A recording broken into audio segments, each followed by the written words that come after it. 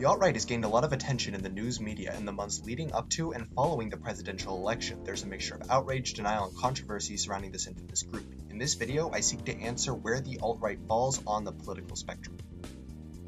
One of the really tricky things about the alt-right is, like many political movements, they don't have one central leadership. No real figurehead, no real structure, no real policy goals, and because of this, I can only tell you what a majority of people who identify as alt-right believe, as what other groups have to say about them. The Southern Poverty Law Center defines the alt-right as, quote, a set of far-right ideologies, groups, and individuals whose core belief is that white identity is under attack by multicultural forces using political correctness and social justice to undermine white people and their civilization. Breitbart News, which has been self-described to prop up the alt-right, doesn't give an exact definition, but labels them as educated conservatives who reject mainstream conservatism and say they are different because of, quote, intelligence.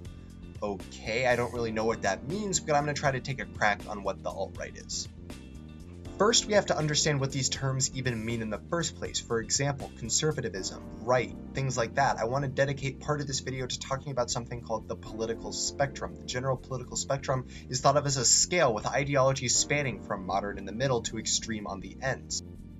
There are definite inconsistencies in the way that many view this scale, however, which are really nicely pointed out in this article by The Atlantic's Crispin Sartwell. Essentially, he talks about how the spectrum tries too hard to include all ideologies and compare them, when really you can't. Let me explain. The left can be thought of, in general, as liberal or progressive. Their overall stance is that society as a whole should continually be changing to adopt the ways of the new, normally but not always through government intervention.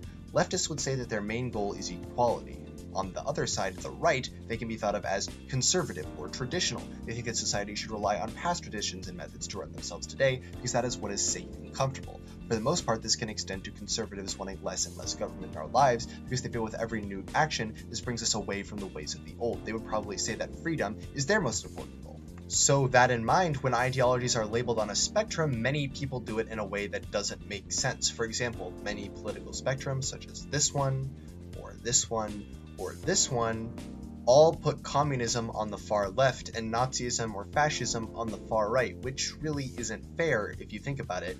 Communism is defined as a system in which goods are owned in common and are available to all as needed, whereas fascism is a political philosophy, movement, or regime, as of that of the fascist, that exalts nation and often race above the individual, and that stands for a centralized autocratic government headed by a dictatorial leader, severe economic and social regimentation, and forcible suppression of opposition.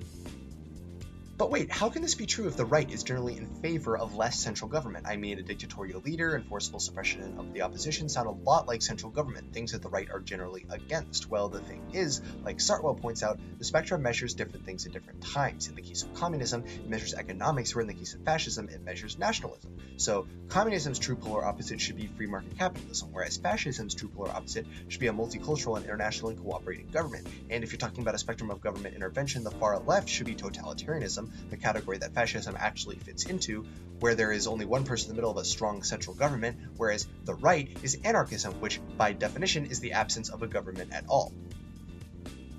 Some spectrums try to capture more than one dimension, such as this one, which is dubbed the political compass, which measures economic views on the x-axis with governmental views on the y-axis. Now, remember, some ideologies such as Nazism or fascism fall far right or far left, depending on if you measure nationalistic values versus economic ones versus political ones, which means that the only way you can really discern if something is right or left-leaning is by clarifying what we are talking about in the first place.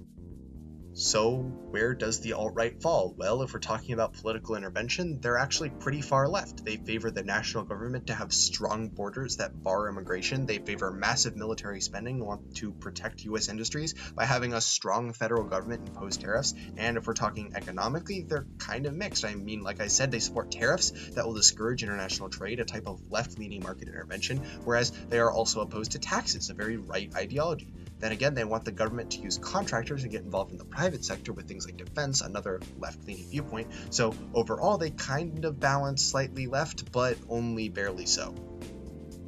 Then we get to the meat. What makes the alt-right the alt-right? Nationalistic values. This is where they're extremely right, and sorry guys, kind of share views of fascists. I mean, they want to protect the culture of their own country, which they claim is being white. They bar trade with the rest of the world, and they want to demolish alliances with our allies. I'm gonna have another video coming out soon discussing the alt-right more in depth, but for now I leave you here. This is why they are the alt-right. They have some left views and some right ones, but their right-leaning views are to the extreme in the context by which they are framed. Mainstream conservatives don't really share these extremely nationalistic values, so they inherently get pushed to the outside. And this has been a very heated topic.